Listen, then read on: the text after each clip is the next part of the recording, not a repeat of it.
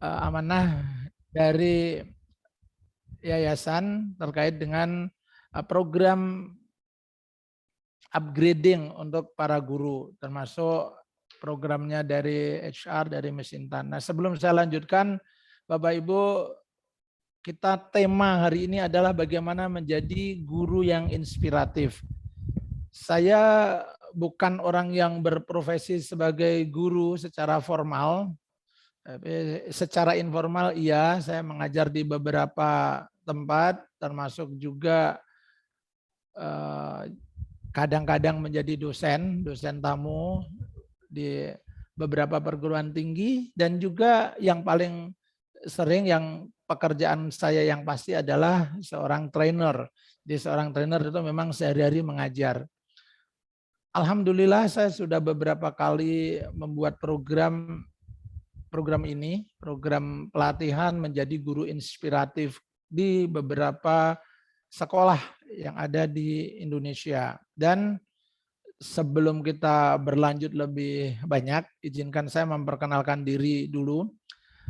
Bapak Ibu, nama saya Jumadi Subur, lengkapnya profesi saya sebagai seorang praktisi HR atau Human Resource Management, memberikan pelatihan-pelatihan dan konsultasi untuk perusahaan maupun lembaga, khususnya dalam pengembangan sumber daya manusia.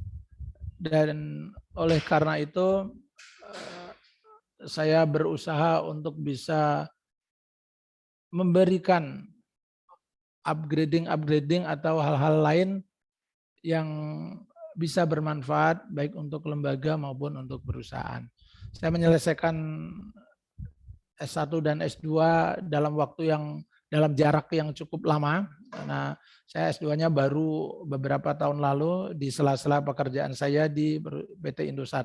Dulu saya bekerja di Indosat selama kurang lebih 20 tahun di berbagai bidang, baik itu IT, di marketing, di customer service, dan juga terakhir menjadi kepala divisi HR atau vice president yang membawai HR di Jakarta di kantor pusat.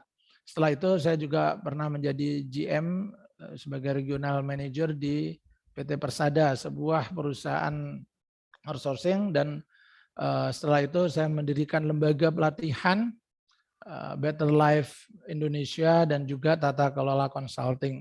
Di antara program-program yang kami lakukan di perusahaan konsultasi kami adalah memberikan konsultasi untuk lembaga-lembaga termasuk sekolah dan pembinaan para guru maupun manajemen sekolah.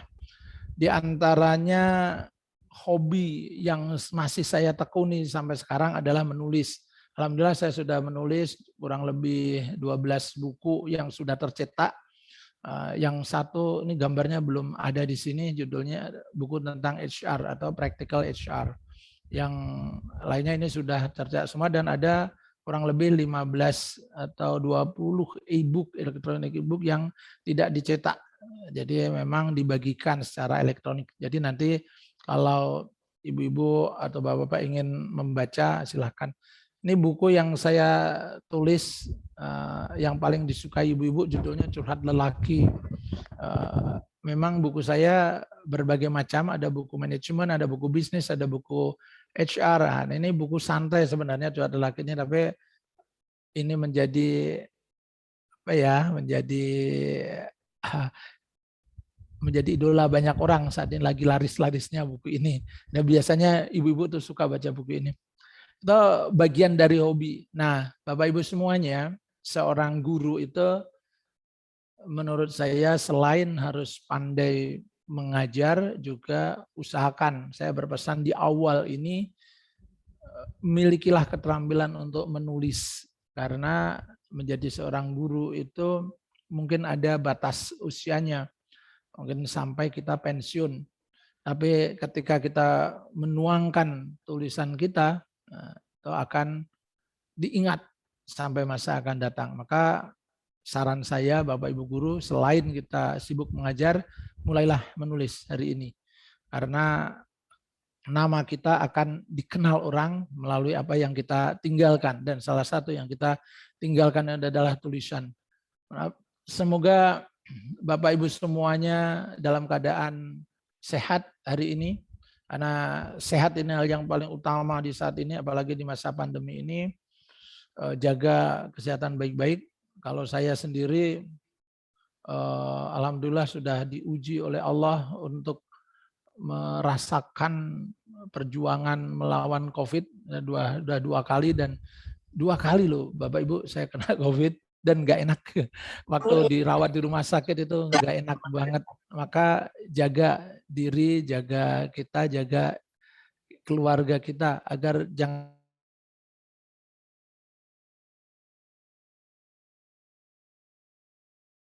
dalam pekerjaan, sukses dalam profesinya, sukses di dalam keluarga juga. Dan yang ketiga, saya doakan Bapak Ibu semuanya dalam keadaan bahagia.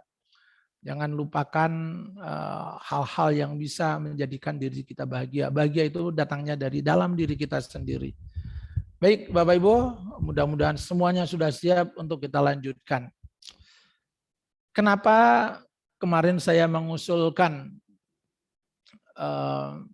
untuk mengadakan training ini?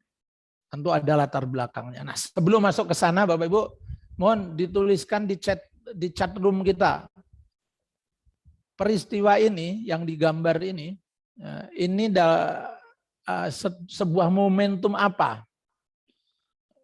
Kegiatan-kegiatan ini, kegiatan orang yang ada di gambar ini tuh mereka sedang ngapain, atau apa sih istilah yang dipakai untuk aktivitas ini? Silakan. Silakan ditulis di chat room-nya.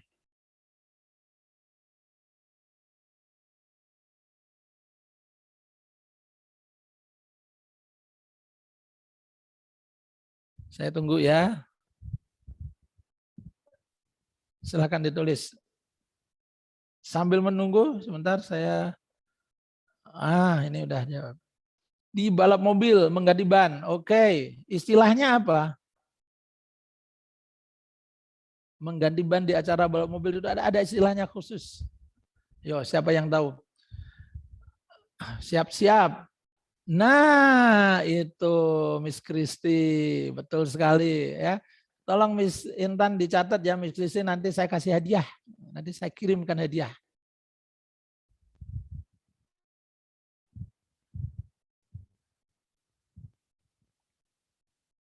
Ganti ban di pit stop balapan Formula One. Teamwork, kerjasama dan kecepatan. Oke, itu insight-nya. Persiapan, kompak, teamwork.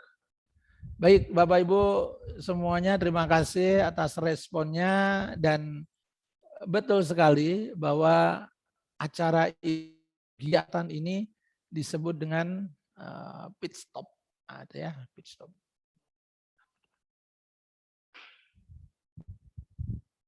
Apa itu pit stop?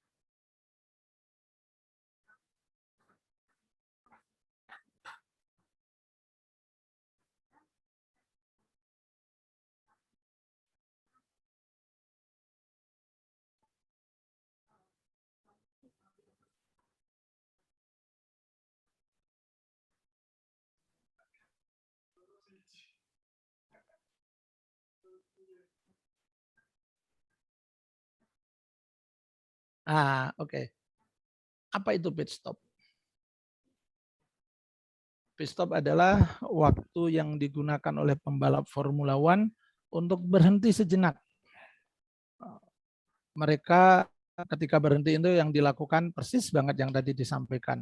Ada yang mengganti ban, ada yang mengencangkan mungkin ya, mengencangkan bagian-bagian yang kendor, atau ada juga yang dilakukan adalah briefing kepada si pembalapnya. Bapak Ibu yang berbahagia, saya umpamakan Bapak Ibu ini adalah pembalap Formula One yang begitu sibuknya setiap hari. Sebagaimana pembalap itu sibuk untuk balapan, dia muter aja, dia selalu mutar di gelanggang. Dan saking sibuknya muter di gelanggang, mereka malah tidak sempat berhenti. Tapi sesibuk-sibuknya seorang pembalap, itu mereka pasti berhenti di satu titik yang banget namanya. dah. Bagaimana Pak Jumardin? Apakah suara saya bisa didengar terlalu pelan atau gimana? Bisa Pak, bisa. Oh, bisa didengar ya? Oke. Saya lanjutkan ya.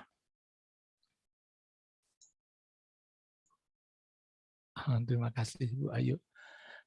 Nah, saya lanjutkan lagi.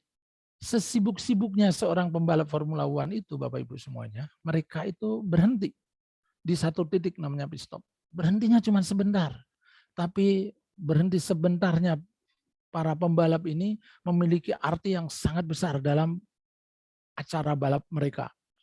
Kalau seandainya seorang pembalap tidak berhenti di pit stop, maka yang akan terjadi adalah mereka bisa jadi akan mengalami gangguan di dalam perjalanan. Ada yang bannya pecah atau dia kehilangan strategi yang tepat untuk memenangkan pertandingan. Kalau ibu-ibu mungkin pernah nonton film namanya Cars ya, film judulnya Cars, film anak-anak itu. Di film Cars itu ada mobil merah yang dia tidak mau melakukan pit stop dan akhirnya dia gagal mencapai finish karena mobilnya memiliki kerusakan. Itulah akibat yang didapatkan oleh seorang pembalap yang tidak melakukan pit stop. Nah, Bapak Ibu yang berbahagia, Bapak Ibu ini setiap hari dengan kesibukan yang luar biasa, sibuk mengajar, sibuk menyiapkan pelajaran, menyiapkan materi pendidikan, menyiapkan kalau zaman daring ini berarti menyiapkan materi untuk daring, memeriksa tugas anak-anak, semua memberikan PR pada peserta didik, seakan-akan tidak ada habis-habisnya. Namun sesibuk-sibuknya kita harus melakukan pit stop sebagaimana yang dilakukan oleh para pembalap. Apa pit stop yang kita lakukan? Pit stop yang kita lakukan adalah melakukan upgrading diri. Kemarin saya dengar dari Ibu Evi, teman-teman guru ini tidak semuanya mendapatkan upgrading. Udah lama sekali tidak melakukan pelatihan-pelatihan. Ini saatnya. Di masa pandemi ini harusnya kita memiliki waktu yang cukup luang untuk meningkatkan kapasitas diri kita. Semakin banyak belajar dan mendapatkan hal-hal lain. Tambahan-tambahan ilmu, meningkatkan kapasitas kita. Itulah yang kita lakukan. Nah, kembali lagi kita interaktif. Bapak Ibu semua, kalau lihat gambar ini kira-kira ini gambar apa? Ayo, silakan saya tunggu. Kira-kira gambar apa ini?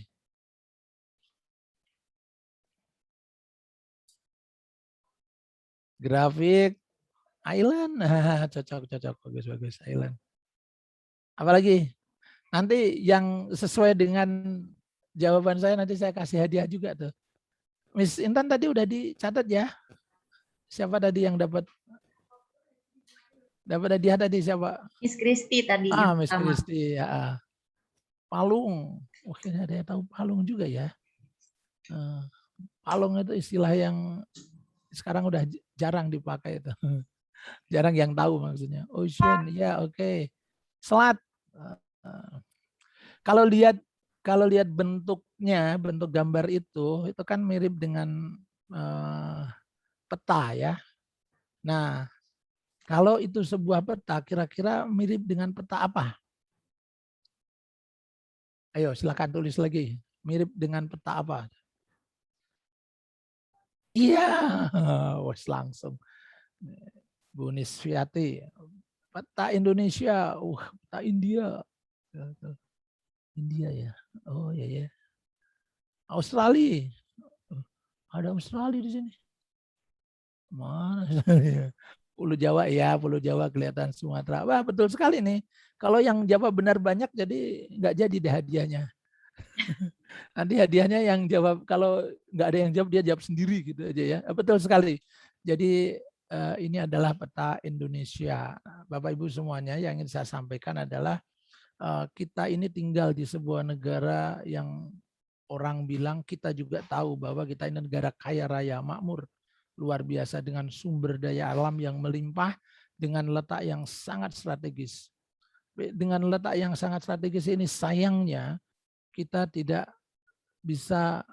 semuanya bisa mengambil peran yang signifikan. Di sebuah peta ini, di sini di ujung yang warna kuning ini ada negara kecil namanya negara Singapura, berbatasan dengan kita. Saya kebetulan dulu udah 12 tahun saya tinggal di Kepulauan Riau, dan hampir boleh dibilang sepekan sekali 2 kali itu ada urusan bisnis ke Singapura. Di Singapura itu kapal berlabuh pergi, muat barang dibawa pergi, muat barang dibawa pergi, turun, bongkar, muat, dimuat lagi, bongkar lagi, muat lagi, itu banyak sekali. Dan pelabuhan Singapura yang hanya segitunya itu bisa mengelola ratusan, bukan ribuan muatan kapal setiap hari. Dan itu juga yang menginjeksi, menggerakkan ekonomi di Singapura. Orang-orang Singapura yang negaranya kecil itu betul-betul memanfaatkan lokasi yang strategis. Padahal lokasi strategis itu bukan hanya milik Singapura, kita juga memilikinya. Nah, orang-orang di Selat Malaka, di Batam, juga sampai ke Jakarta, sampai ke Kalimantan, nah, itu memanfaatkan situasi strategis ini. Sebagaimana yang dalam buku sejarah, Bapak Ibu yang belajar sejarah itu, dulu negara kita ini pernah meraih masa kejayaan di masa Sriwijaya. Kerajaan Sriwijaya memanfaatkan situasi perdagangan dunia yang sangat strategis itu. Pertanyaannya, kenapa kok sekarang kita tidak mendapatkan keuntungan atau advantage dari lokasi strategis itu? Padahal Bapak Ibu semuanya, kita semua hari ini adalah orang-orang yang dipilih oleh Tuhan, diciptakan, diberikan kesempatan untuk tinggal di negara yang luar biasa ini, di Indonesia, negeri yang kaya raya. Dan kita adalah orang yang dipilih oleh Tuhan untuk mendapatkan amanah sebagai pemberdaya sumber daya manusia, pemberdaya manusia, the people developer. Tugas kita adalah develop the people. Mulai dari kecil, bahkan ada yang mulai dari toddler, kelompok bermain, SD, di elementary, di SMP, sampai yang level SMA, itu kita dipilih oleh Tuhan untuk menjadi orang-orang yang hebat, terpilih, diberikan amanah untuk mendidik manusia. Yang kedua, kita hidup di masa yang tepat. Kata para ahli ekonomi, tahun 2009 sampai 2025 itu adalah tahun-tahun pergerakan ekonomi itu akan berpusat di Asia.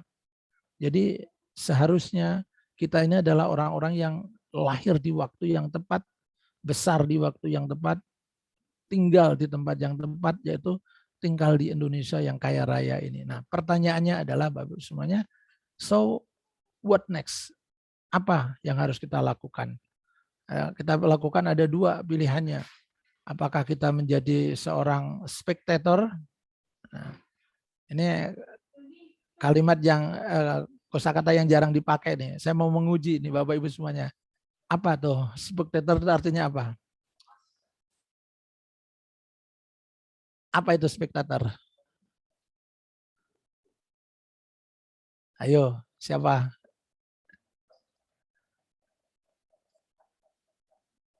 Pengamat, penonton, penggembira. Oke, betul ya. Tepat sekali. Spektator itu artinya pengamat, penonton, penggembira. Persis seperti yang ada di gambar ini. Mereka hanya sekedar menjadi pengamat saja, menjadi penggembira saja.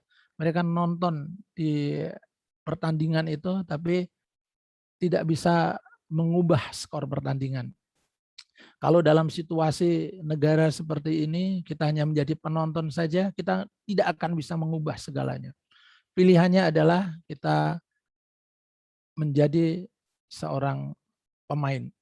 Sebagaimana kalau ini kan pemain bola. Ya. Kenapa mereka-mereka ini hebat? Mereka-mereka adalah orang-orang yang bisa mengubah skor pertandingan, bisa mengubah situasi pertandingan. Jadi ada dua pilihan, menjadi spektator atau menjadi pemain, menjadi penonton atau menjadi pemain. Pertanyaannya sekali lagi, apakah kita siap untuk menjadi pemain yang hebat, pemain yang handal untuk membuat perubahan-perubahan ini? Jadi untuk mengawali perjumpaan kita pagi hari ini, siang hari ini, Bapak Ibu semuanya, saya yakin tidak ada pilihan. Kita harus menjadi pemain-pemain. Telah ada lapangan pertandingan di tempat kita masing-masing. Telah ada objek-objek yang siap untuk dikembangkan. Yang kita harus menjadi pemain-pemain inti di dalam situasi perubahan dunia ini. Dan salah satu yang harus kita lakukan adalah dengan menjadi seorang guru, menjadi seorang pengajar. Nah, flashback, ini kebetulan masih bulan Agustus. Bapak Ibu tentu tahu sejarah ini. Pada tanggal 6 Agustus 45, bom dijatuhkan di Hiroshima dan Nagasaki. Tidak perlu saya ceritakan bagaimana bom itu diledakkan dan apa akibatnya. Tapi yang patut kita renungkan adalah sebuah kalimat, sebuah sejarah yang dilakukan oleh Kaisar Hirohito ya saat itu. Benar ya, Kaisar Hirohito ya. Kaisar Hirohito pasca pengeboman itu dia kumpulkan orang-orangnya, kumpul manajemen negaranya lah, menteri-menterinya dan semuanya dikumpulkan. Dan ada satu pertanyaan yang dia berikan kepada seluruh stafnya. Satu-satunya pertanyaan yang dia lontarkan, dan itu menjadi pertanyaan penting, adalah berapa jumlah guru yang masih tersisa. Jadi ketika situasi negara sedemikian runyam, sedemikian rumit pasca dibom, mereka kalah perang, porak-poranda. Yang ditanyakan bukan pabrik mana yang masih berdiri, yang ditanyakan bukan gedung mana yang masih utuh, yang ditanyakan bukan mesin-mesin mana yang masih ada, yang ditanyakan hari itu adalah berapa guru yang masih ada. Kenapa pertanyaannya berapa guru? Karena menurut Kaisar Hirohito, sumber kebangkitan bangsa mereka adalah dimilikinya para guru-guru hebat. Maka ketika para stafnya menjawab, sekian kita masih punya guru di kota ini, dan kota-kota yang terdampak, kita masih punya beberapa guru. Maka Kaisar mengatakan, kalau begitu kita masih punya harapan. Jadi Bapak Ibu semuanya, inilah pentingnya kita menyadari profesi kita sebagai seorang guru. Apa sih fungsi dari guru itu? Guru adalah pahlawan peradaban. Karena di tangan gurulah peradaban itu akan tercipta. Dia yang mengajarkan, mendidik orang, menyiapkan generasi-generasi, menyiapkan para pemimpin-pemimpin setelah itu. Presiden lahir dari seorang guru, menteri tercipta dari seorang guru. Teknokrat terlahir dari tangan dingin guru. Entrepreneur tercipta dari pengabdian, dari pengorbanan para guru. Jadi guru ini adalah pahlawan peradaban. Ada kurang lebih 45 juta peserta didik saat ini di seluruh Indonesia.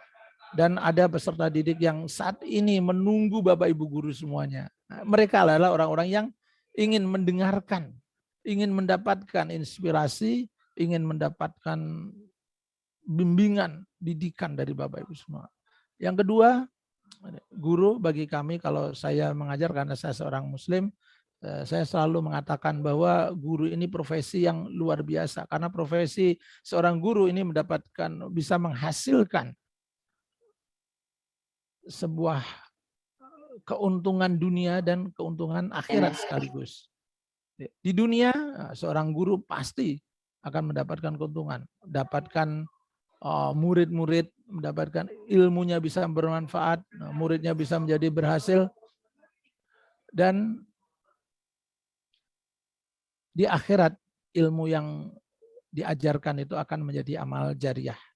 Jadi kalau kita yang muslim selalu menyadari sebuah hadis bahwa akan putus amalan seseorang ketika dia meninggal dunia kecuali 3 perkara. Amal jariah, ilmu yang bermanfaat, dan anak yang soleh.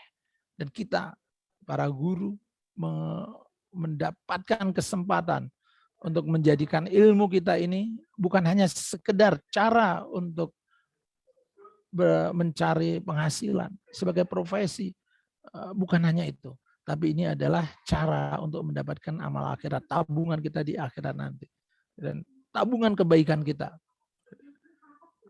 Bahkan melalui ilmu yang kita ajarkan, selain tadi kita menjadi pahlawan peradaban, kita juga bisa menciptakan kader-kader bangsa setelah kita. Orang-orang hebat yang akan melanjutkan perjuangan kita. Yang ketiga, guru adalah manusia sejarah kesuksesan. Semua orang-orang sukses dihasilkan dari tangan dingin seorang guru. Sekali lagi, profesi kita sebagai guru adalah profesi yang sangat luar biasa. Jadi, Bapak Ibu masih ingat pertanyaannya? Ini kan sekarang udah pada menjadi guru nih. Masih ingat nggak guru kita? Siapa guru yang paling diingat? Guru SD kah? Guru SMP kah? Guru SMK? Kalau perlu silakan sebutkan namanya. Yang paling diingat itu siapa kira-kira? Silakan kita memberikan respon interaktif, bisa tulis di chatnya. Siapa guru yang paling diingat? Boleh kalau mau nulis nama boleh, atau guru SD saya guru matematika saat SD gitu boleh. Silakan tulis.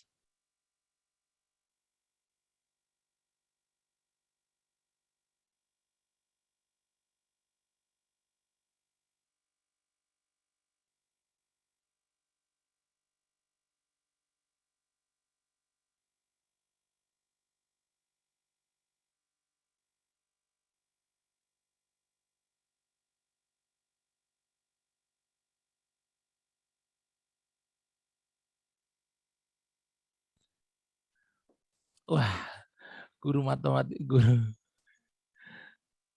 Pak Silitunga guru matematika. Oh, banyak yang ingat guru matematika. Saya juga sama, saya juga paling ingat guru matematika.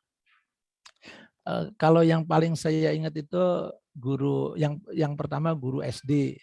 Guru zaman saya itu ada pelajaran namanya pelajaran PSBB ya. Pendidikan Sejarah Perjuangan Bangsa. Itu paling ingat sampai sekarang. Yang kedua, guru matematika waktu SMP. Ya, itu ingat banget. Ibu Nia, guru SD. Guru fisika SMA. Guru matematika SMP, oh sama dengan saya. Guru SMP, Bapak Endang Sukresna. Kenapa itu ingat ya Bu Imas ya? Guru SD, Bu Aini. Nah, pertanyaannya adalah, kenapa kita ingat beliau? Apa yang kita ingat?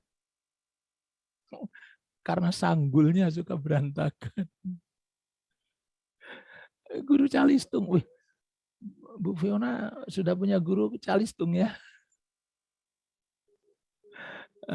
Nah, kenapa kita ingat? Apa yang kita ingat dari Bapak dan Ibu guru kita itu? Ada yang kita mengingat guru kita karena biasanya ini yang diingat itu karena killernya, karena apa namanya galak, gitu.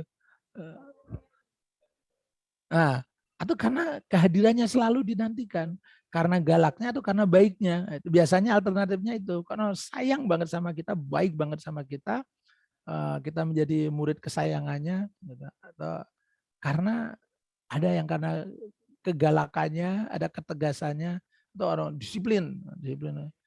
Bahasa kita sekarang sih disiplin. Kalau dulu waktu kita masih belajar mah bilangnya galak. Bapak Ibu semuanya sabar, mengayomi. Sampai sekarang masih mengayomi. Masih memberi nasihat, kata Bu Asri, karena disiplinnya. Jadi baik Bapak Ibu semuanya, kita masih ingat guru dan kita masih ingat siapa saja guru yang kita ingat. Dan yang paling penting adalah seperti apa mereka. Kenapa kita ingat? Itulah yang akan terjadi pada diri kita. Pertanyaannya adalah sekarang ini, suatu hari nanti kita akan diingat oleh anak-anak kita seperti apa? Apakah kita akan diingat oleh anak didik kita karena kedisiplinan kita? Apakah karena kebaikan kita? Apakah karena kegalakan kita atau kecantikannya atau kegantengannya atau ada? Anak saya itu ada yang ingat gurunya karena ganteng, itu ada anak saya perempuan itu. Ada senang ikut pelajarannya. Kenapa kamu kok suka matematika? Padahal anak saya itu nggak suka matematika, tapi waktu SMP itu dia rajin ikut pelajaran matematika. Kenapa kok suka matematika? Karena gurunya ganteng kan gitu. Ya, ada juga kayak gitu. Nah, tinggal kita mau seperti apa. Nah, Bapak Ibu semuanya, guru yang diingat oleh anak-anak muridnya biasanya adalah guru yang memberikan inspirasi kepada mereka. Saya ingat kalau Bapak Ibu pernah nonton film ini ya, 5 Menara. Di film 5 Menara itu ada seorang guru yang mempraktekkan sebuah daya juang itu dengan cara dia masuk ke dalam kelas itu membawa parang dan membawa kayu. Dia memotong kayu itu dengan parangnya, cetok, cetok, cetok, cetok, berulang kali. Si sang guru itu tidak berkata apa-apa, dia hanya melakukan itu. Hanya melakukan memotong kayu dengan parang, berulang. Sampai murid-muridnya bingung apa yang dimaksud oleh guru. Sampai suatu ketika setelah kayu itu patah, melalui waktu yang sangat lama, guru itu hanya berucap dalam bahasa Arab, ucapannya adalah manjada wajada. Ya, yang artinya barang siapa bersungguh-sungguh pasti akan tercapai apa yang diinginkan. Hanya itu, hanya satu kalimat itu yang diajarkan, tapi anak-anaknya terkesima dengan itu. Dan itu sebuah film true story. Berarti sang murid mengingat banget kejadian gurunya memberikan pelajaran itu. Dan bisa jadi dengan satu pelajaran itu, murid seumur hidupnya dia akan ingat. Nah, Bapak Ibu semuanya, inilah contoh guru yang inspiratif. Jadi guru yang akan diingat oleh peserta didik kita, yang akan dirindukan adalah guru yang inspiratif. Yang kehadirannya dirindukan oleh para siswa. Dan tetap disebut-sebut jasanya, walau suatu hari nanti kita telah tiada. Itulah seorang guru inspiratif.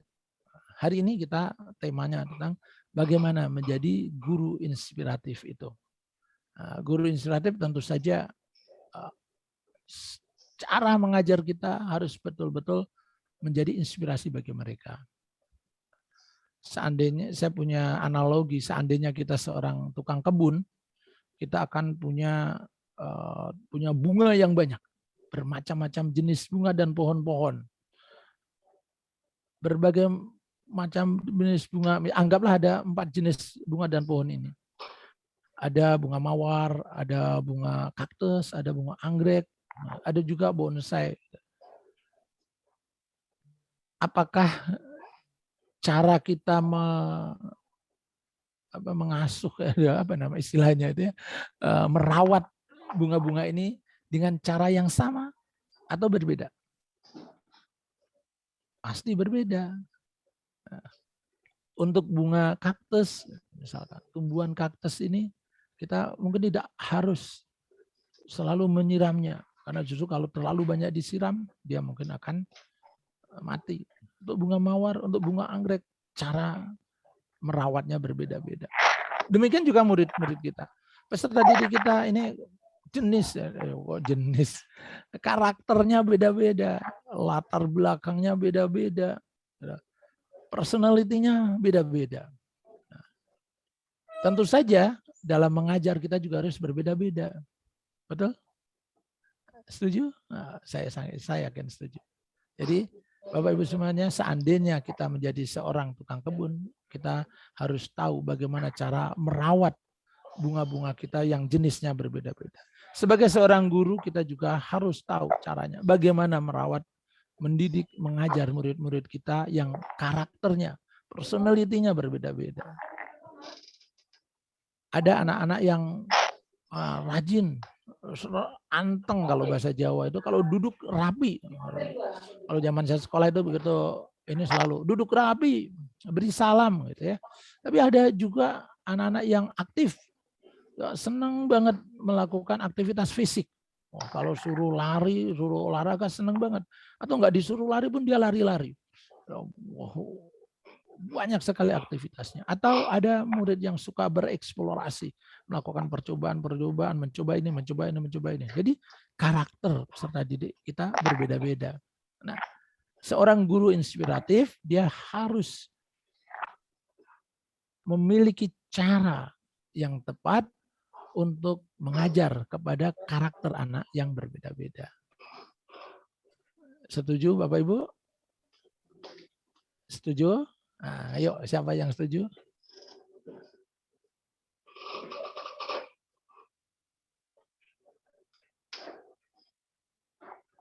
Oh, salah satu namanya alumni SMA. Wih.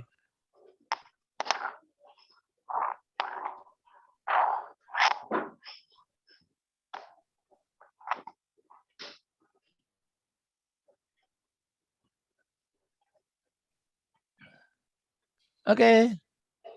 Yang setuju sekali lagi ayo berikan reaksi. Saya pengen mendapatkan reaksi yang banyak tuh biar melihat apa masih di sini semua gitu. Saya sambil melihat wajah-wajahnya. Ada Bumi Atin, Bu Eksa, Bu Eksa kok di lapangan. Bu Yayu, Bu Nur Aini, Bu Asri. Bu Asri kayaknya kemarin udah pernah ikut ya. Pak Jumardin, siapa lagi Bu Rania.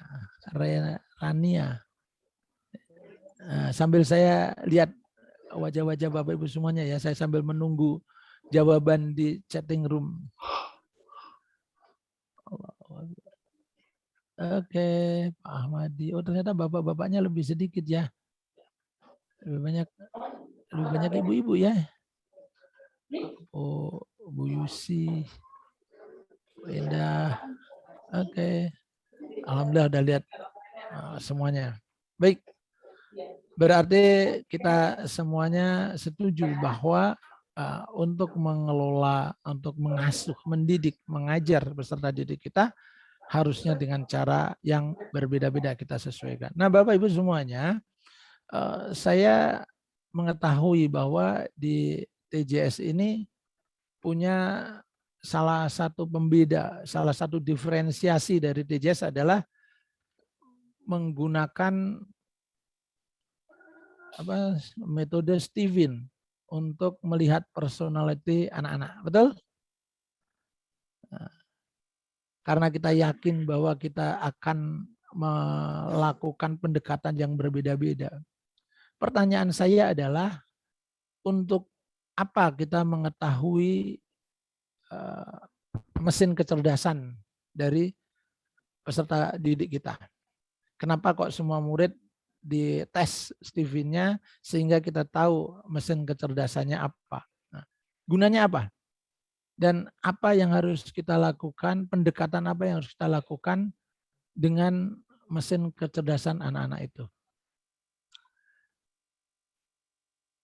Karena kita sepakat bahwa kita akan melakukan cara yang berbeda-beda, maka hari ini dan besok saya akan banyak sharing tentang bagaimana melakukan pendekatan, cara mengajar kita, metode kita mendidik anak-anak dengan melakukan pendekatan mesin kecerdasan mereka. Untuk merimain kita, mengingatkan kita kembali bahwa ada 5 mesin kecerdasan secara umum yang kita gunakan di sekolah ini dengan metode Steven. Kita membagi mesin kecerdasan menjadi 5 bagian. S itu sensing, T itu thinking, I-nya intuiting, F-nya feeling dan insting. Kalau disingkat Steven. Nah, metode atau teknologi yang digunakan, teknologi pembelajaran yang digunakan untuk metode Steven ini adalah seakan-akan otak itu dibelah dan menjadi belahan dan lapisan. Ada belahan kiri kanan, ada lapisan atas dan bawah. Nah, otak yang dominan digunakan kiri, kita mulai kanan ya, kanan bawah, sebelah ini pada sensing, oh kiri bawah. Kiri bawah itu adalah anak yang kita kategorikan sensing. Anak thinking itu kiri atasnya lebih dominan. Kalau intuiting kanan atasnya lebih dominan dan feeling kanan bawahnya lebih dominan. Nah, insting ini tidak dominan di salah satu yang lainnya. Oke, karena Bapak Ibu juga sudah dites, coba sebutkan masing-masing mesin kecerdasannya apa? Sambil mengingat-ingat. Tulis di sana, saya SE. Ada beberapa Saya yang belum, SE. Pak. Yang sudah aja kalau begitu. Nanti yang belum biar mengikuti ini, dan yang belum harus segera ini loh, Ya. segera dites. Insting. Oke, Bu Melvawati. TI, FI, Bu Susi. Pak Adi, II, FI. Wah, nggak ada yang sama saya ya. Saya SE. Oh, ini ketemu SI akhirnya. Sisi SI. Bu Ririn, SI. Bu Puji Andayani, TE. Thinking. Oh, belum ketemu S ini. Miss Yusi. Ini Miss Yusi Novita Sali ini Miss Yusi ini kan? Iya, kan? Hadir, Pak. Iya, saya, Pak. Ya, betul. Oh, SI. Ih, enggak ada yang SI. Oke, berarti sebagian besarnya sudah ya, yang belum nanti mudah-mudahan bisa melakukan tes. Nah, sambil mengingat-ingat kembali apa itu S, apa itu T, apa itu I atau F itu. Nanti saya akan remind Bapak Ibu kembali tentang mesin kecerdasan ini. Dan ini ada hubungannya dengan cara mengajar kita. Karena peserta didik juga dites di mesin kecerdasan mereka. Dan saya menerapkan teknologi pembelajaran di dalam training saya dengan menggunakan pendekatan ini. Inilah yang saya maksud salah satu cara untuk menginspirasi peserta didik. Salah satu cara yang paling tepat dalam menginspirasi adalah kita mengajar dengan menyesuaikan mesin kecerdasan mereka. Gimana caranya? Nah, karena saya menganggap bahwa setiap kelas itu selalu ada 5 jenis mesin kecerdasan ini. Dan karena itu saya harus melakukan pendekatan kelima-limanya agar setiap anak dengan mesin kecerdasan yang dia miliki, dia merasa dalam tanda kutip terpuaskan dengan cara kita mengajar. Nah, itu.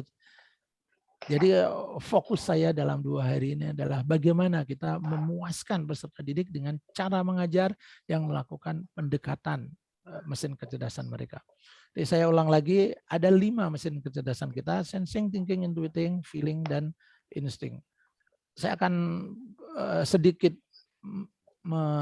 remind karakter mereka. Nanti Bapak Ibu juga bisa menilai dirinya. Oh iya, saya mirip seperti itu. Oh ya, itu saya banget. Ya, yang pertama adalah sensing. Orang sensing ini perlu bukti.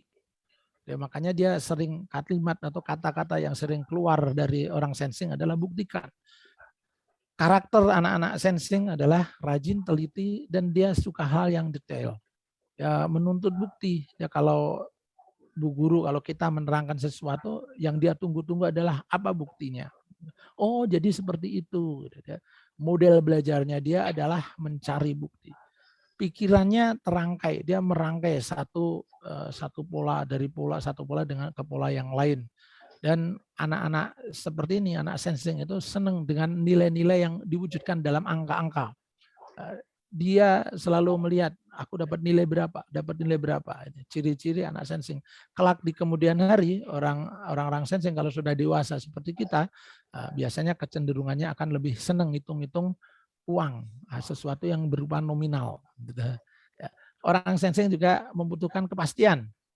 mereka orang-orang yang suka mencontoh. Daya kreativitas mereka muncul ketika dia melihat sesuatu. Kalau bahasanya orang-orang sensing ini senangnya melakukan ATM, amati, tiru, modifikasi. Dia senang nyontoh, dimodifikasi, nyontoh, dimodifikasi. Nah, anak-anak sensing ini tidak terlalu suka dengan hal-hal yang fiksi-fiksi gitu ya. Jadi dia suka bacaan-bacaan non-fiksi. Ingatan mereka kuat dan salah satu chemistry mereka adalah dengan uang, dengan harta. Anak-anak kayak gini akan memiliki kecenderungan nanti ketika dewasa akan bisa mudah diarahkan untuk menjadi seorang entrepreneur. Yang kedua, sebelum kedua, mereka kehebatan mereka ada di otot. Biasanya orang-orang sensing ini mudah dan senang belajar dengan cara visualisasi. Dia melihat visual, gambaran-gambaran, tampilan-tampilan. Nah, inilah pentingnya nanti kita bisa mengajar dengan teknik metodologi visualisasi. Perlunya ada proyektor, perlunya membuat desain PowerPoint yang bagus. Kalau Bapak Ibu nanti mengajar pakai PowerPoint, PowerPoint-nya kalau bisa yang ada gambar, ada wajah-wajah, ada sesuatu yang menarik bagi orang. Bukan hanya sekedar tulisan-tulisan biasa, karena dia senang visualisasi. Anak-anak sensing ini juga memiliki sebuah kehebatan yang ditonjolkan dengan kualitas otot, kekuatan otot mereka. Makanya anak-anak sensing biasanya senang bergerak, senang aktivitas olahraga, suka sekali bermain. Dan cara belajar yang paling efektif dari seorang sensing ini adalah menghafal. Mereka senang dikasih hafalan, kasih tugas-tugas menghafal, ini senang. Nah, Bapak Ibu yang merasa dirinya sensing, coba lihat apakah di antara karakter-karakter ini sesuai dengan dirinya atau belum. Yang kedua, thinking. Orang thinking itu sukanya berpikir ya selalu mengatakan pikirkan. Dia suka hal yang logis, rasional. Tapi orangnya sayangnya agak kurang peka dalam perasaan. Karakternya cool gitu ya, dingin dan agak menjaga jarak dengan teman-temannya. Jadi kalau ketemu orang tidak bisa langsung berinteraksi dengan yang lainnya, dia biasanya menunggu ditanya, menunggu dia agak kenalan gitu. Jadi beda kalau orang sensing tadi, dia lebih agresif, dia lebih senang untuk, bukan agresif, lebih proaktif. Dia senang untuk berkenalan lebih dulu. Orang thinking cenderung kritis dan suka hal-hal yang kaitannya dengan data. Dia tegas dalam menuntut hak dan biasanya penampilannya lebih, kalau laki-laki itu kelihatan maskulinnya. Dan orang sensing ini, orang thinking ini chemistry-nya adalah tahta. Jadi kelak kalau dia dewasa, dia senang kedudukan-kedudukan, jabatan-jabatan, posisi-posisi yang ada labelnya. Biasanya anak kayak gini juga akan senang menjadi ketua OSIS, menjadi perwakilan OSIS MPK dan lain sebagainya. Dia senang dengan hal yang kaitannya dengan tadi ya, jabatan, tahta, walaupun dalam berbagai hal. Cara belajar dari orang thinking ini, mereka hebat di logika dan biasanya anak-anak thinking ini sangat serius banget dia fokus dalam pelajaran dan dia lebih senang menalar sesuatu. Jadi kita misalkan anak ada mulai, dia akan mulai kelihatan di anak-anak SMP itu dia akan menalar, oh kalau belajar kayak gini caranya kayak gini, oh kalau kayak gini, oh kayak gini. Dia akan menalar. Jadi ini Bapak Ibu semuanya, kalau kita pahami kekurangan, kelebihan masing-masing personality, nanti kita akan tahu how to teach them. Bagaimana cara kita mengajar mereka, mendidik mereka. Ya. Nah, yang ketiga adalah intuiting. Jadi intuiting itu ya karena dia suka membayangkan, intuition. Fokusnya pada di intuisi. Maka kalau bercerita dengan sesama teman itu biasanya kalimat atau kata-kata yang sering muncul adalah coba bayangkan. Coba Bapak Ibu guru coba bisa kayak gitu. Biasanya kalau mengajar gitu, Ayo kita bayangkanlah kamu nanti kalau besar jadi apa. Biasanya orang kayak gitu orang-orang intuitif ngajak orang lain untuk bayangkan. Dan orang intuitif suka gambaran-gambaran besar. Mereka kreatif, unik, kecenderungannya abstrak dan teoritis. Ya, suka hal yang teoritis gitu ya. Namun anak-anak intuitif ini memiliki orientasi masa depan yang sangat bagus. Makanya mereka senang kalau diminta untuk membuat dream map gitu ya. Bapak-bapak, ibu-ibu pernah menyuruh muridnya membuat dream map. Kalau saya biasanya itu mengajak anak-anak membuat map impian-impian mereka tahun depan, 5 tahun yang akan datang, 10 tahun yang akan datang. Nah, biasanya anak intuitif senang ini. Orientasi masa depan. Dan mereka memiliki pola-pola belajar, pola pemecahan masalah, problem solving yang berbeda-beda. Ragam ya. Suka sekali dengan analogi dan metafora, suka cerita-cerita fiksi. Jadi kalau beda dengan yang thinking tadi, orang sensing tidak terlalu suka dengan fiksi. Orang sensing lebih suka non fiksi. Kalau intuiting ini kebalikan, dia lebih senang. Makanya kalau buku bacaan, cerita-cerita, novel-novel fiktif itu senang mereka. Dan orang-orang intuiting ini suka hal-hal yang besar, strategis. Chemistry mereka kata-kata. Chemistry itu artinya kecenderungan mereka dengan hal yang kaitannya dengan kalimat. Maka anak intuitif ini biasanya senang banget kalau diajak ngarang, untuk pelajaran mengarang, membuat puisi, menciptakan sesuatu, membuat kreasi-kreasi. Nah, ini biasanya mereka suka belajar yang kaitannya dengan hal-hal yang fiktif, gitu ya, yang fiksi-fiksi, membuat puisi, gitu ya, dan seterusnya itu ya, hal-hal yang bisa dikarang-karang. Bagaimana cara belajar dan kekuatan anak-anak intuitif ini? Ya, biasanya fokus mereka pada imajinasi, senang melakukan imajinasi. Maka Bapak Ibu semuanya, kalau ada anak-anak yang suka melamun itu misalkan ya, bisa jadi mereka sedang mengasah kemampuan untuk berimajinasi. Nanti tinggal dicek tuh mereka mesin kecerdasan apa. Kalau memang mesin kecerdasan ekonomi, bisa jadi itu adalah kecerdasan mereka.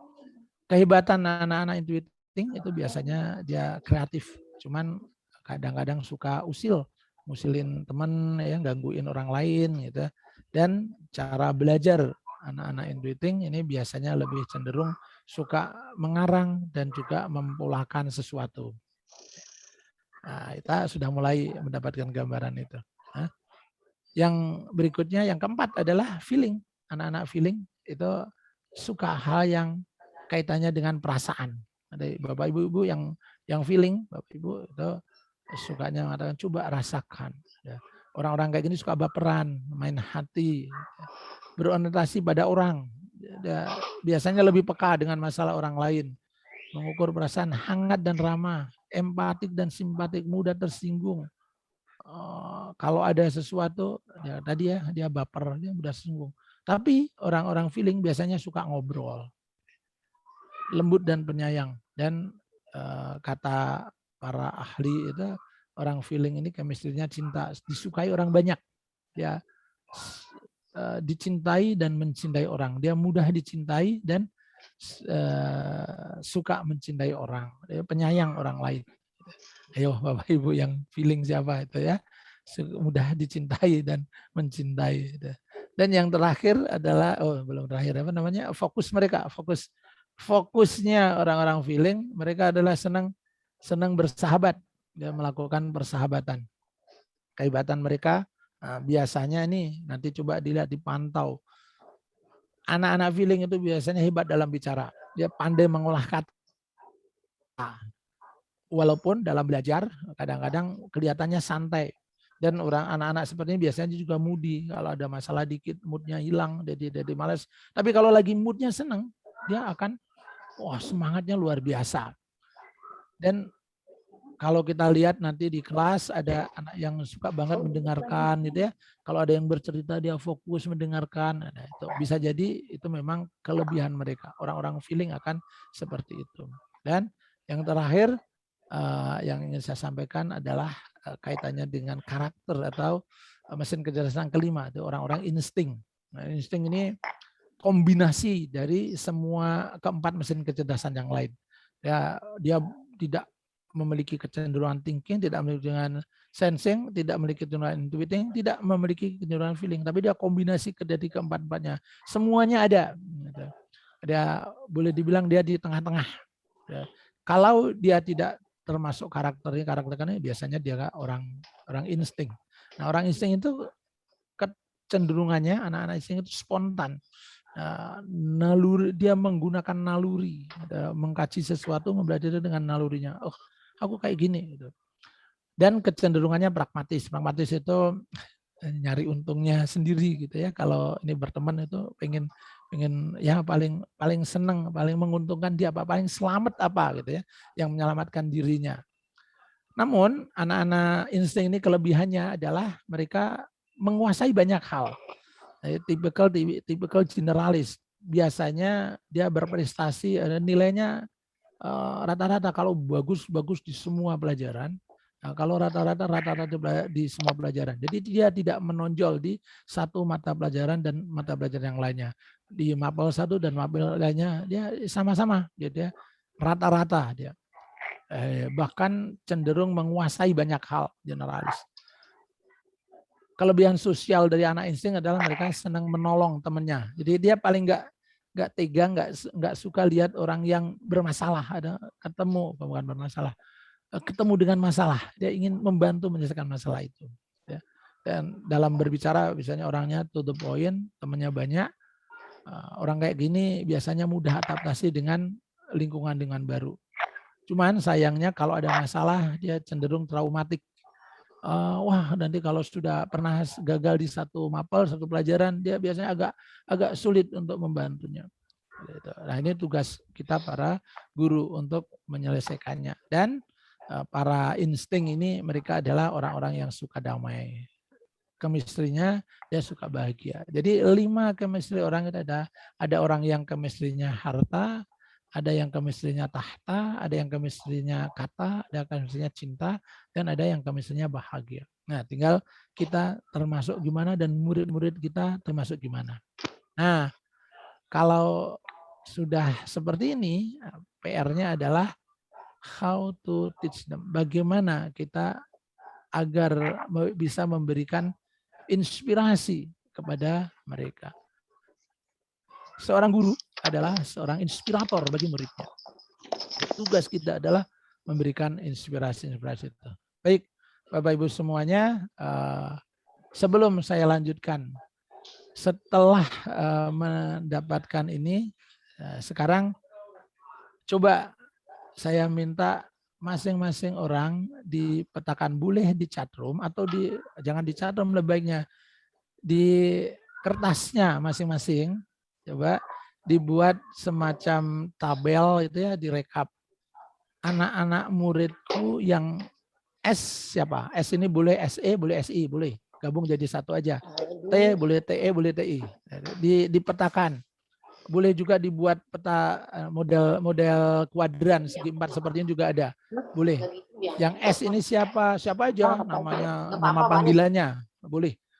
Coba sekarang kita exercise dulu sebentar. Saya kasih waktu 10 menit untuk exercise. Silakan Bapak Ibu semuanya. Nanti kalau sudah minta tolong boleh diketik di chat room-nya nama anak-anaknya siapa. Maaf ya Mas.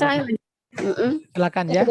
Oke, saya kasih waktu 10 menit untuk menuliskan siapa peserta didiknya yang termasuk S, T, I, F atau IN.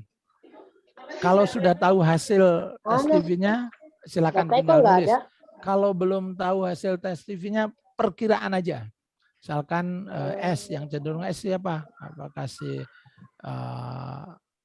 siapa? Si Selfie atau siapa gitu ya. Dan silakan Bapak Ibu semuanya, saya kasih waktu untuk menuliskan ya 10 menit dari sekarang. Siapa saja?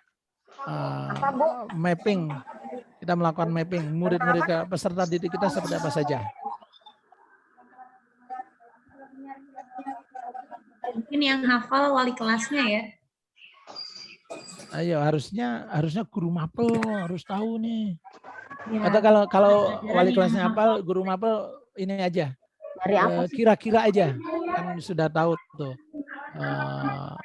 peserta didiknya, terutama yang sudah beberapa tahun memegang di sana.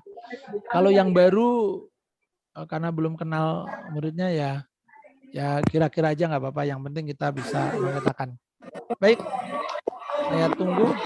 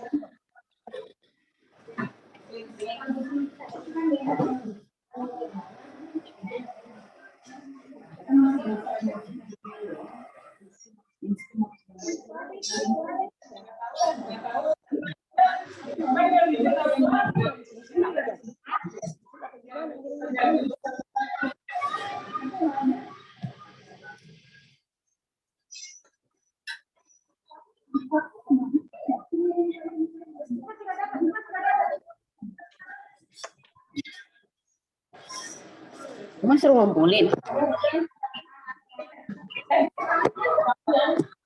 Oh,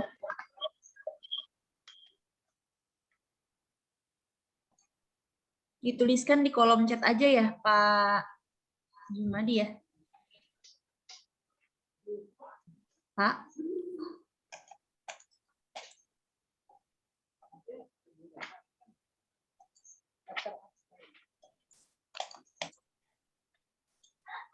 Mas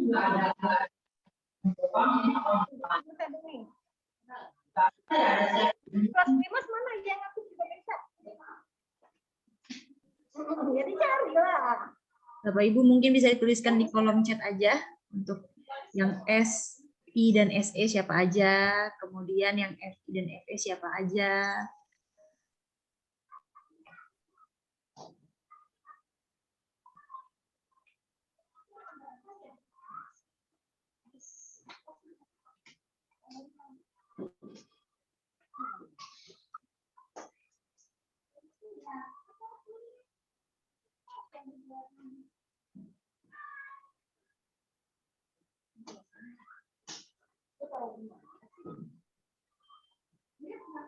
Aku janji dari tadi.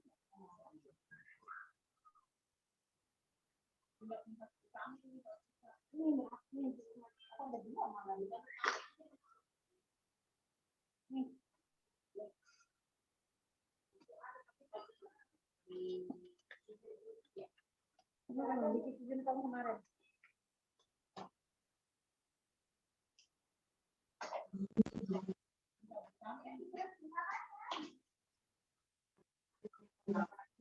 Buatannya belum ngasih. Karena kan gue dapat apa yang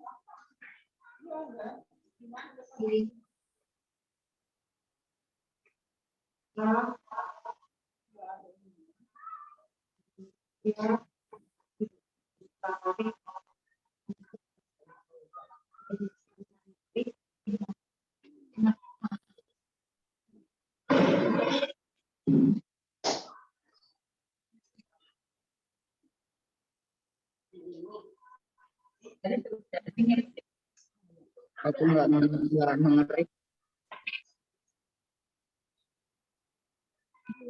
Insting Andika Chan.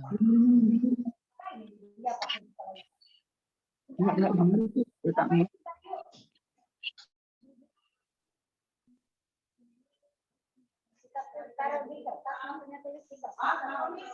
Gimana maunya gimana? Sama si bapak mau diapain? Terima kasih, Mrs. ini lengkap sekali nih jawabnya. Perintahnya tadi. Bapak Oke, yang lain juga. Terima kasih juga yang sudah mengirim file. Karen SI Gada insting area thinking extrovert, Vibram sensing introvert, Abel feeling introvert, Raya. Oke, sip. Alhamdulillah berarti semuanya sudah punya mappingnya ya. Yang penting sekali Bapak Ibu semuanya kita harus punya mapping anak-anak kita. Setelah kita mapping, maka tugas kita berikutnya adalah bagaimana mengajar. Ini yang berikutnya saya akan sampaikan bagaimana mengajar mereka sesuai dengan mesin kecerdasan masing-masing. Karena mesin kecerdasan ini adalah cara yang efektif bagi seorang anak untuk menerima pelajaran-pelajaran atau inspirasi dari kita sebagai gurunya. Nah, selain yang kaitannya dengan pembelajaran, sebenarnya mesin kecerdasan ini juga ada kaitannya dengan bagaimana mereka berteman. Jadi dalam bersahabat itu akan sangat tergantung. Mereka itu memiliki kecenderungan tertentu dalam mencari teman. Biasanya seorang S itu menjadi supporter bagi seorang T. Ya. Seorang yang sensing itu supporter yang bagus bagi seorang thinking. Dia mensupport seorang thinking. Seorang feeling itu juga biasanya. Jadi ini kalau supporting itu petanya seperti lingkaran searah jarum jam. Gitu ya. In-nya di atas ini. Kalau supporting itu ini ada gambar in-nya nggak ya? Supporting. Oh, bentar. Dia pertanyaan seperti ini Bapak Ibu semuanya. Kita mulai dari sensing. Sensing itu supporter yang hebat bagi seorang thinking. Jadi saya membantu mensupport. Makanya orang sensing ini akan senang menjadi apa ya? Kalau saya itu mengistilahkan seperti Robin-nya Batman gitu, Robin dan Batman. Robin itu kan support yang hebat bagi seorang Batman gitu. Kalau Batman-nya T, Robin-nya itu S gitu. Kalau dia seorang T, dia biasanya menjadi Robin bagi orang orang insting. Seorang insting itu adalah Robin yang bagus bagi seorang intuiting Robin yang bagus bagi seorang F, feeling Robin yang bagus bagi seorang sensing gitu. Dia supporter. Nah, kalau dari sisi profesi atau keorganisasian, seorang thinking itu kecenderungannya menjadi pemimpin di antara mereka, di antara teman-temannya. Mereka biasanya jadi seorang manajer, seorang thinking itu. Kalau anak intuiting, dia selalu menemukan sesuatu hal, punya ide-ide baru. Kalau dalam sebuah persahabatan, ya dia yang suka mengemukakan ide-ide baru itu anak intuiting. Seorang feeling itu leader itu pemimpin yang dia belum tentu seorang leader, seorang FF itu dia bisa memimpin orang-orang, tapi belum tentu bisa memanage. Dia belum tentu bisa mengatur ini tugasnya apa. Tapi kata-katanya didengarkan orang banyak. Ada seorang leader kayak gitu. Dia biasanya cenderung menjadi seorang inspirator bagi timnya, bagi teman-temannya. Nah, kalau sensing ini anak sensing biasanya kalau di dalam sebuah pertemanan, di lingkaran persahabatan, dia menjadi supporter. Makanya ayo kita buat ini. Ikut-ikut dia, selalu mengikuti. Nah, tapi orang-orang sensing ini, anak-anak sensing biasanya punya ide kalau dia melihat orang lain. Tim lain atau teman kelompok grup lain gitu mendapat ini, dia biasanya punya ide untuk melakukan itu ya. Nah, orang insting ini orang yang serba bisa. Biasanya dia membantu umum kalau di dalam sebuah komunitas atau pertemanan gitu ya suka membantuin apa saja gitu. Ya, ini selain pembelajaran sebenarnya mesin kecerdasan ini juga bisa kita terapkan di dalam memantau kehidupan sosial mereka, pertemanan mereka itu, persahabatan mereka dengan siapa leader di antara mereka, siapa followernya, siapa orang yang menjadi inspirator di sana, siapa yang suka mengeluarkan, memberikan ide-ide di sana. Inilah cara kita sebagai seorang guru bisa memahami karakter mereka. Nah, Bapak Ibu yang berbahagia, selanjutnya gimana caranya? Ada materi apa yang harus kita siapkan agar kita bisa memuaskan masing-masing mesin kecerdasan ini? Maka ketika kita membuat rencana pembelajaran, ya menyusun modul kurikulum, Bapak ini khususnya Bapak Ibu yang pegang menjadi wakasis kurikulum, ini bisa digunakan ini. Ketika menyiapkan materi untuk modul-modul pembelajaran, apapun mata pelajaran yang kita pegang, harusnya kita menerapkan ini. Agar materi kita menyenangkan, dan menyenangkan itu artinya menyenangkan semua jenis mesin kecerdasan, maka semua harus kita berikan cara yang tepat dalam mengajar mereka. Caranya gimana? Yang pertama atraktif. Atraktif itu artinya kita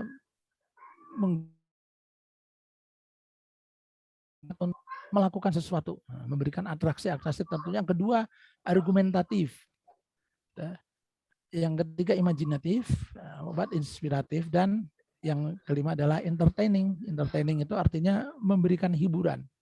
Maka rumus yang ingin saya sampaikan pada sore hari ini dalam mengajar di kelas kita, gunakan 4 if, 1E. Mengajar itu harus atraktif, argumentatif, imajinatif, dan inspiratif. Nanti akan kita bahas satu persatu. Atraktif ini disukai anak-anak sensing. Jadi orang yang sensing, kita ini yang sensing, lihat kita senang sesuatu yang atraktif. Kalau Zoom itu gimana caranya atraktif gitu ya? Ya paling tidak ada kegiatan, ada apa nanti kalau tadi saya lakukan itu minta reaksinya gitu, seperti apa. Termasuk juga ketika kita mengajar minimal tangannya juga harus berbicara. Seorang guru yang atraktif, pertama izinkan tubuh kita bicara. Tubuh kita juga harus memberikan sesuatu pencerahan. Jadi, menuliskan di papan tulis, menggambarkan, kita maju ke depan, tubuhnya moving ke kanan, ke kiri, ke depan, ke belakang, itu banyak moving.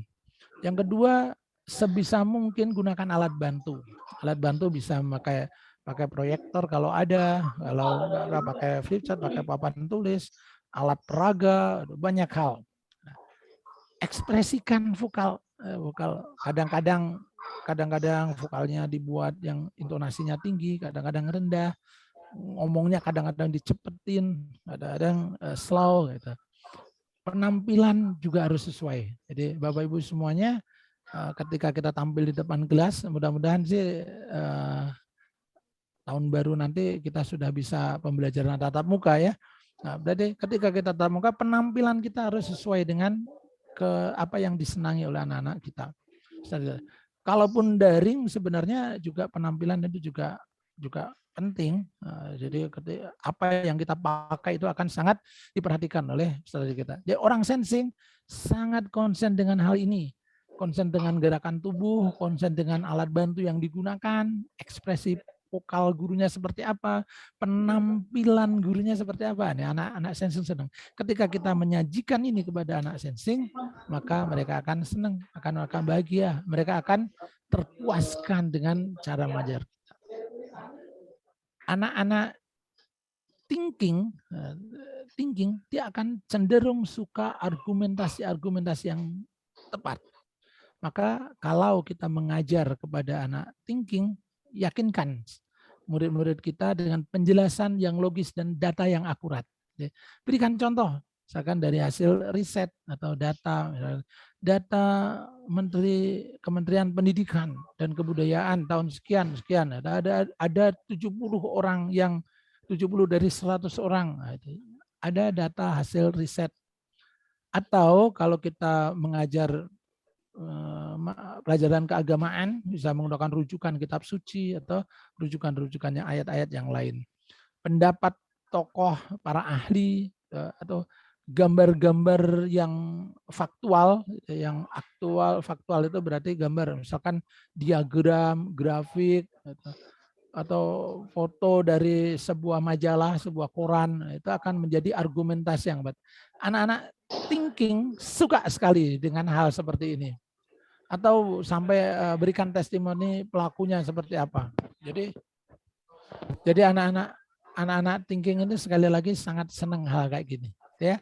Jadi atraktif untuk anak sensing, argumentatif untuk anak-anak thinking gitu. Nah, gimana dengan anak intuiting? Anak intuiting dia menurut saya orang-orang intuiting itu suka dengan analogi. Ya, senang dengan pertanyaan-pertanyaan yang menggugah imajinasi mereka. Makanya kalau kita bercerita sesuatu analogikan, misalkan menceritakan pelajaran matematika itu dianalogikan. Biasanya kan kalau zaman saya kecil itu dianalogikan dengan jari atau dianalogikan dengan barang atau permen gitu. Kalau punya permen 5 harus diberikan kepada si Ferdi 2 masih berapa, itu namanya analogi, ya. Terus semakin tinggi jenjangnya berarti analoginya harus semakin menyesuaikan dengan mereka. Berikan pertanyaan-pertanyaan terbuka yang mengeksplorasi imajinasi mereka.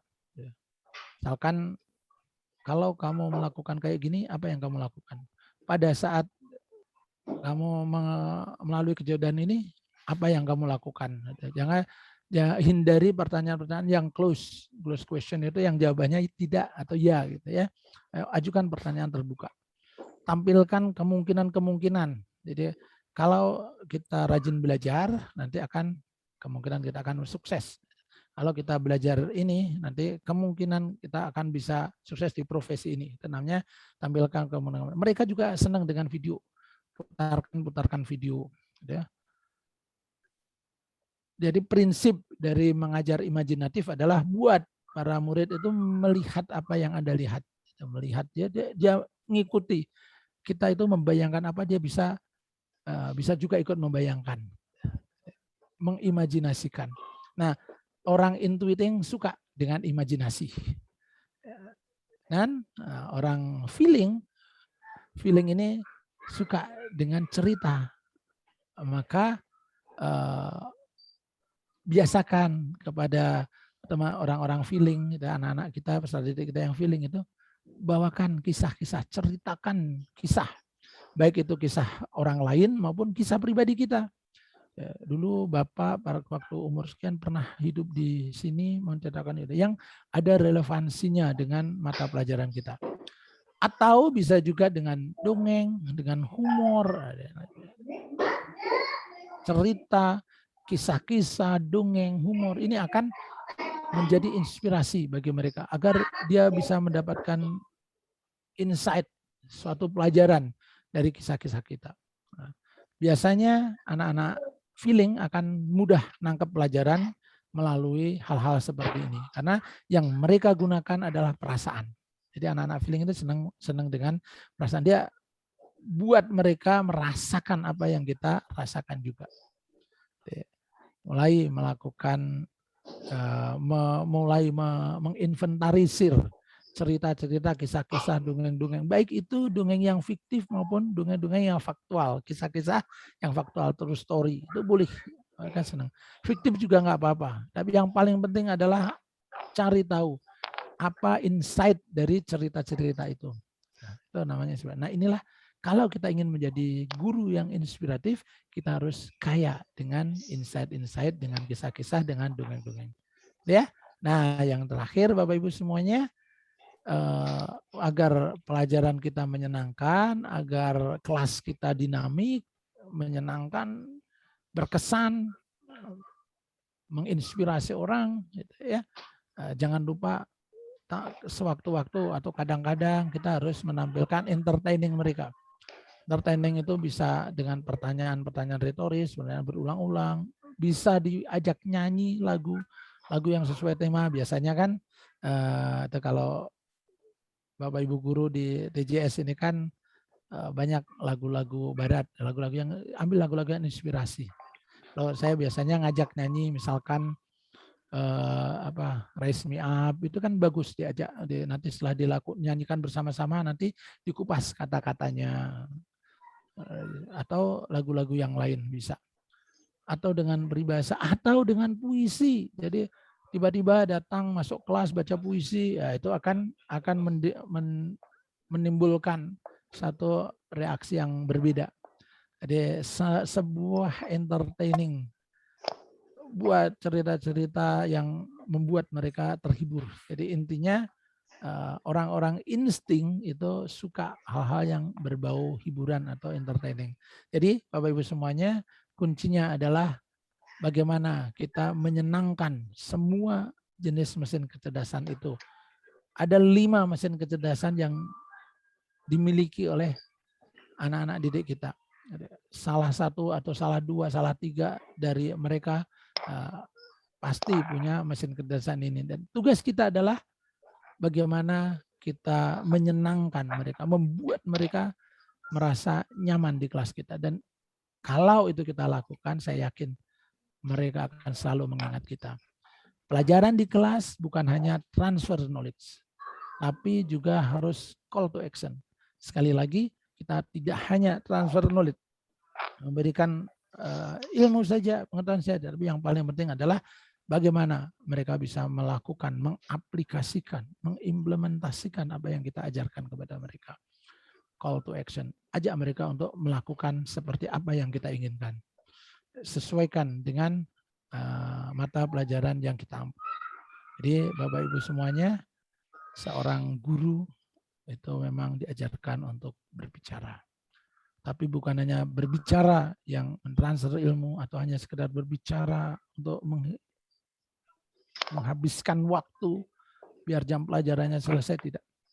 Tugas kita adalah berbicara untuk menginspirasi mereka. Berikan inspirasi-inspirasi terbaik kepada peserta kita, pada murid-murid kita agar mereka membawa kesan, membawa pemahaman, dan mereka bisa mengamalkan apa yang kita ajarkan. Semua mata pelajaran tentu ada cara untuk mereka amalkan. Jadi Bapak Ibu semuanya, semoga apa yang saya sampaikan ini bisa menimbulkan, juga memberikan inspirasi bagi Bapak Ibu semuanya. Baik, itu saja Bapak Ibu semuanya. Nanti materi ini akan saya kirimkan lewat siapa ya? Dikirimkan ke siapa ini? Kirimkan ke saya aja, Pak. Iya, ke HRD aja paling gampang. Ya, nanti saya kirimkan ke HRD, nanti biar di-share ke teman-teman semuanya. Jadi kalau yang tadi sudah nulis-nulis, nggak apa-apa. Nanti ada materinya. Itu saja sore ini. Besok saya akan melanjutkan lagi untuk menambahkan how to serve our student, bagaimana kita melayani mereka, murid-murid kita, memberikan pelayanan yang terbaik. Karena kita sebagai seorang guru bukan hanya mengajar, tapi kita adalah juga pelayan bagi murid-murid kita. Semakin baik kita melayani mereka, semakin senang, semakin bahagia mereka bersama kita. Semakin baik kita menginspirasi mereka, mereka akan mengenang kita sebagai guru terbaik mereka. Baik, Bapak Ibu semuanya, mungkin itu yang bisa saya sampaikan pada siang hari ini. Masih ada waktu, boleh sharing-sharing, boleh tanya jawab. Yang tanya jawab secara langsung boleh, atau lewat chatroom juga boleh. Saya kembalikan kepada moderator. Silakan Miss Intan. Oke, terima kasih dari Pak. saya, terima kasih. Assalamualaikum warahmatullahi wabarakatuh. Terima kasih Pak Jumadi. Terima kasih Pak Jumadi. Untuk Bapak Ibu mungkin ada pertanyaan atau mau sharing-sharing sama Pak Jumadi. Kita masih ada waktu.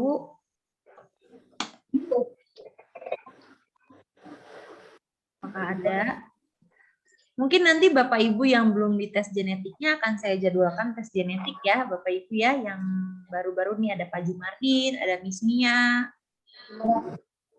ada Mr. John, Miss Fiona. Miss Fiona udah ya? Oh Miss Fiona udah. Pak Aldo.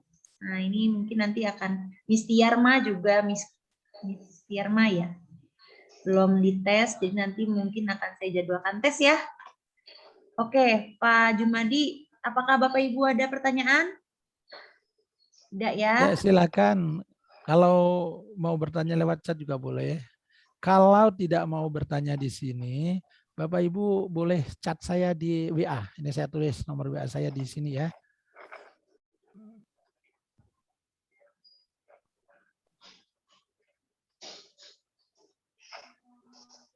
Silakan, itu nomor WA saya.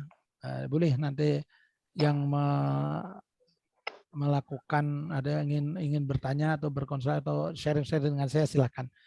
Kalau tidak ada yang bertanya, saya ada, kalau guru nggak dikasih PR itu kayaknya nggak afdol. Jadi saya ada PR.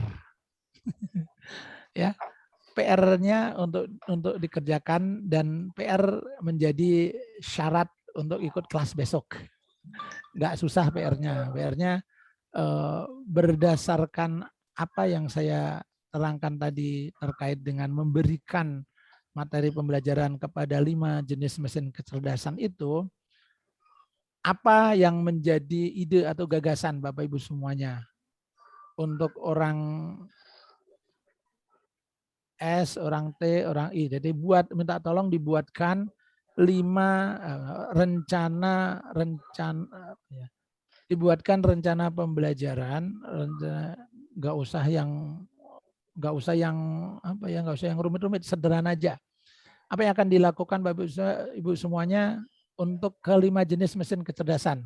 Anggap saja di kelas kita ada 5 mesin kecerdasan itu, dan masing-masing mesin kecerdasan apa yang akan dilakukan? Sesuaikan dengan mata pelajaran yang diampu. Jadi kalau matematika berarti gimana caranya? Rencananya saya nanti kalau ketemu murid akan melakukan dengan cara seperti ini. Bebas.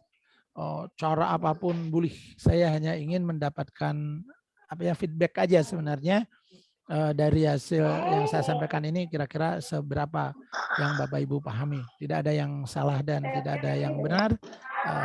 Saya anggap semua sudah mengetahui apa yang saya sampaikan. Saya hanya ingin mendapatkan feedback saja, dan mudah-mudahan itu bisa kita sharing besok.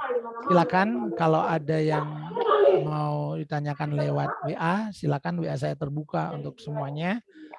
Dan nanti PR-nya bisa dikirim langsung ke WA saya, boleh difotokan aja nggak apa-apa, difotokan, atau kalau nggak dikirim lewat WA bisa di email. Email saya juga di sini ya. email.com. Oke, itu aja Bapak Ibu. Kalau nggak apa-apa, kalau tidak ada yang bertanya kali ini, nanti kita bisa sharing-sharing di lain waktu. Oke, Terima kasih Mas Intan. Terima kasih Pak Jumadi. Baik Bapak Ibu, mungkin tadi yang sudah hadir hari ini sudah mengisi absen. Ya, nanti absennya bisa diisi, ada di chat room. Nah, untuk sekarang sebelum kita tutup pertemuan hari ini, kita foto bersama dulu. Bapak Ibu tolong di-on-kan kameranya. Oh, nggak bisa muncul. Udah Pak, kita Pak. Siapa? Kurang sini. Oke. Mau dipoto. Kalau nggak mau dipoto. Oke, aku mau difoto ya. Siap ya. 1, 2, yang lebar. Oh, pagi pada pakai masker tapi. 1, 2, 3. Nggak ada. Oke, udah. Tahan dulu. Tahan dulu, sekali lagi. Kita di tempat lain.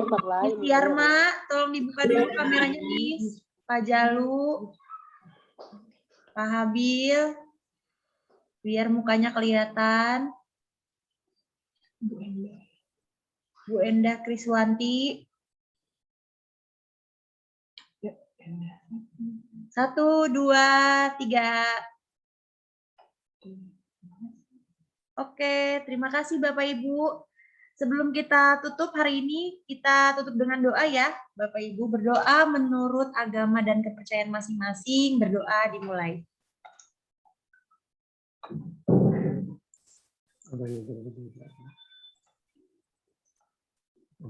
Berdoa selesai. Oke, terima kasih banyak atas kehadirannya Bapak Ibu semua. Sama-sama. Terima Ya, kasih. terima kasih semuanya. Tuh, Pak Jumadi. Ya, terima kasih Bapak Ibu. Salam sehat selalu. Terima kasih Pak Jumadi. Terima kasih Mas Intan. Thank you so Terima much. kasih Mas Desi. You're welcome.